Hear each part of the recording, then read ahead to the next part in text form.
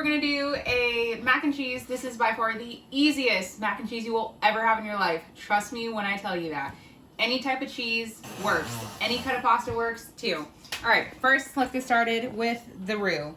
So a roux is just equal parts butter and flour. I'm gonna add 1 tablespoon of regular butter and 1 tablespoon of my brown butter. In my last video, I have the recipe and the video on how to make it. You're just gonna go ahead, let that melt, and then we'll add some flour.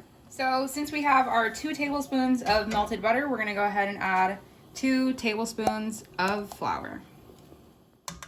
You're just gonna wanna mix that until it gets like a light golden color, probably about 2 minutes. All right, color's looking nice and great. We got a nice little tan color going in. We're gonna add, starting off with 1 cup of milk.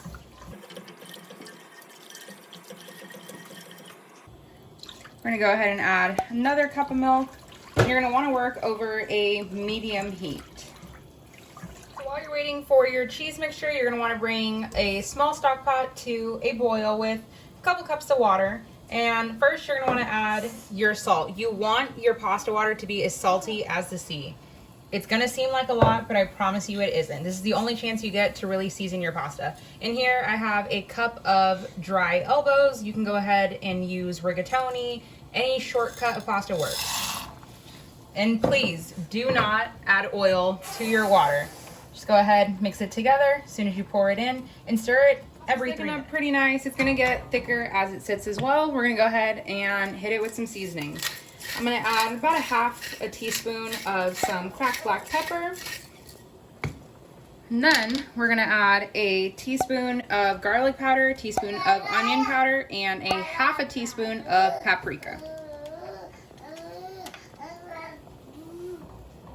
And for the secret ingredient, we're gonna add just some chicken bouillon powder. If you have beef, you can go ahead and use that as well. So when I said that any cheese works, I truly meant it. So I made a charcuterie board on my Instagram, so you guys can go ahead and check that out. The link will be down in the bio.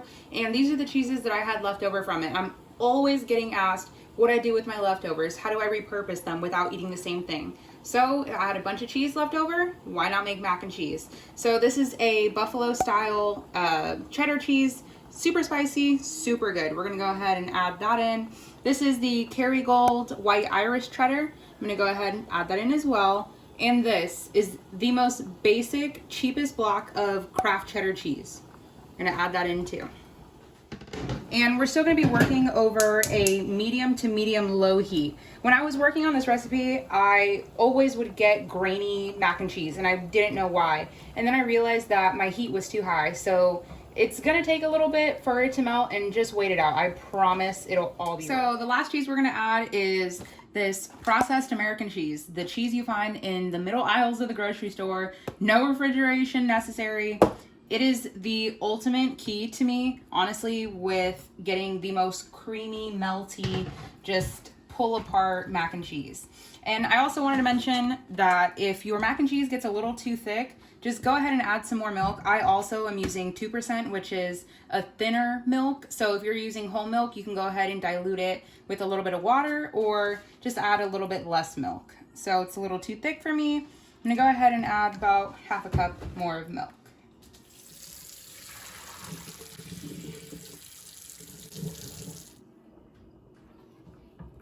We're gonna go ahead and add our pasta back in. If some of the pasta water comes with it, that's even better. I'm gonna switch to a ladle here and just mix it together.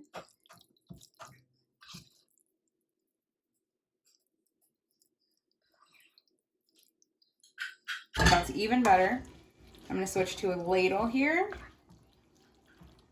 and just mix it together.